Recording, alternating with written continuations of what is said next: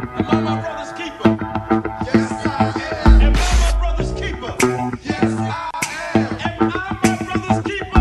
Yes, I am. To this day. Nino Brown Boxing, I'm back in the building. Shout out to the LDBC. Don't forget to hit that like button and subscribe. Man, my post-fight reaction to Canelo Alvarez versus Callum Smith. What happened is what I expected. A solid UK fighter that's clearly not on the level of a lot of guys in his and around his division, including Canelo Alvarez, got outclassed, got beat up, and all I can give Smith credit for is he didn't quit. He had enough heart where he didn't quit, he didn't fold, he didn't take a knee. He went out on a shield in a respectable manner, but he still got his ass beat. Now, when it comes to Canelo and what do I want for him next, it's simple.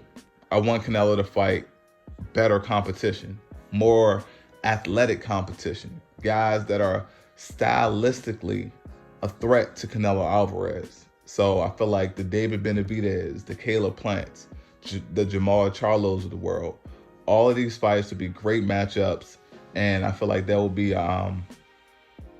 put bare minimum stylistically, they'll even the playing field. Like all of the predictability associated with the Smith fight and the Rocky Fielding fights, that won't be it won't be a thing once he faces some of those guys I just named. Now, this is the thing when it comes to the Caleb Plants, the David Benavidez, and Jermall Charlos. These guys, to me, they're not moving aggressively enough to put themselves in a position where they create a mega fight. Guys that face tough competition and they're taking multiple belts, they put themselves in a position where the fans, the media, everyone's calling for the fight. Prime example, Errol Spence beating Danny Garcia, Errol Spence beating Sean Porter, Errol Spence beating a name in Mikey Garcia, Errol Spence going across the pond and beating Kell Brook. All of those are signature wins to put Errol Spence on the map, to put a huge spotlight on Errol Spence that has Canelo Alvarez saying that he'll fight him. Yeah, clearly we know how Canelo moves.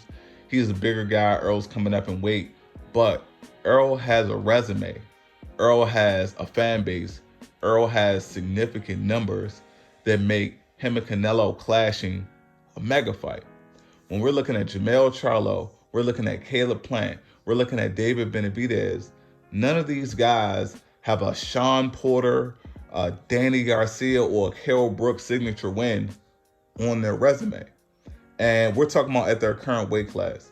So just like Canelo can go from 60 to 68 to 75, and even though he's picking opponents strategically, last time I checked, Benavidez, Plant, and Jermall, they're all on the PBC side. I just find it odd that they're not fighting each other. And Jermall Charlo, for example, that's the fight that I really want to see.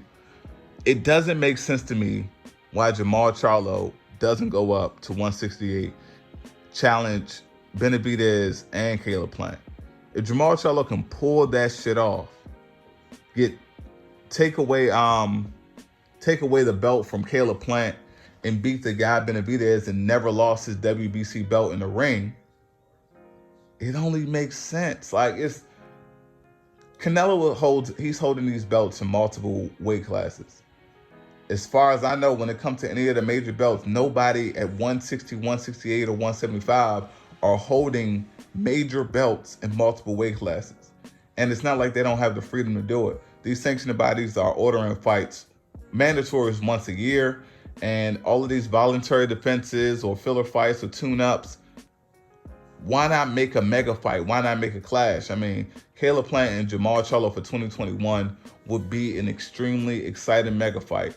And either one of these guys, whoever comes out victorious, putting the other guy's name on their resume, puts them in a position when They're building legitimate name. They're putting legitimate names on their resume.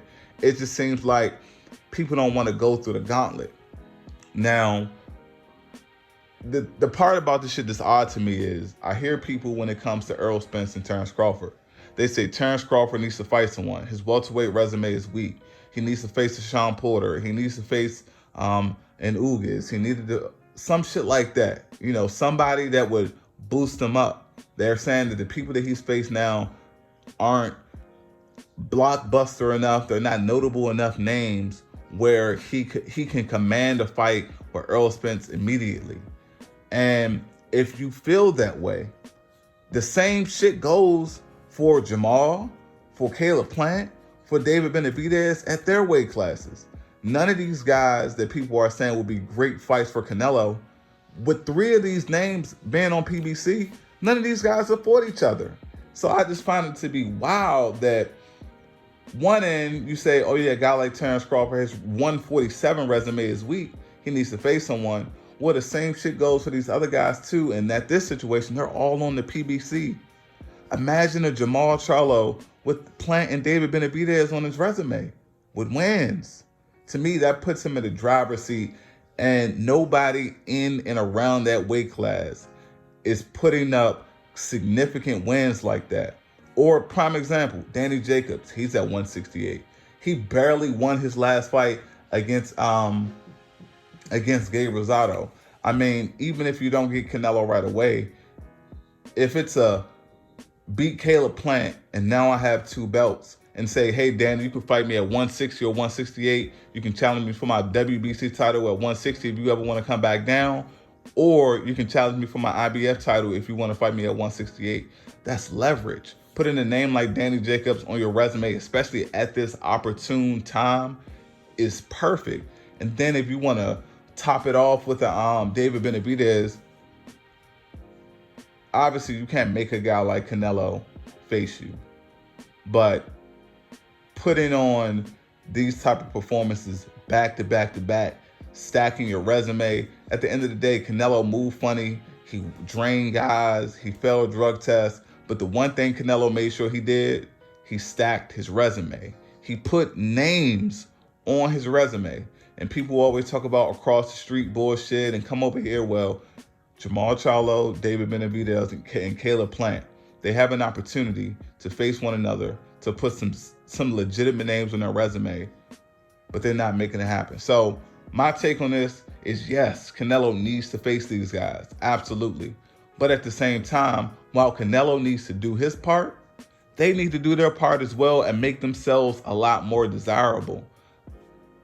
Jermall Charlo already has a belt at 160. Jermall Charlo has said it out his mouth.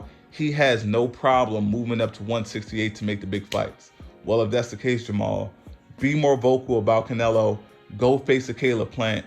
Take his IBF strap. Face a David Benavidez. Do what no other man has been able to do, and say, you, even though he lost his belt outside of the ring, you were able to beat him. That makes your resume a lot more legitimate. And even if you don't get the fight with Canelo right away, a fight with Danny Jacobs, it's like your introduction with the guy that's currently fighting on the zone, will put Jermall in the perfect position. But all this sitting around, waiting around, facing guys that Danny Jacobs and Triple G already beat, and Sergey Deverenchenko, like like Sergey Deverenchenko, I get it. I understand that some people may say, well, Sergey arguably beat them. Arguably don't matter when it comes to the record books. When people start dissecting resumes and say, oh, who was on your resume and who did they beat? At the end of the day, Sergey Deverenchenko lost to Danny Jacobs. He lost to Triple G. And guess what? Canelo beat them both. With that being said, it's not good enough. You got to start taking legitimate opponents and top champions. You got to take their O's. And guess what you got on the PBC side? Caleb Plant and David Benavidez. That's just how I feel about it. That's the best route to go.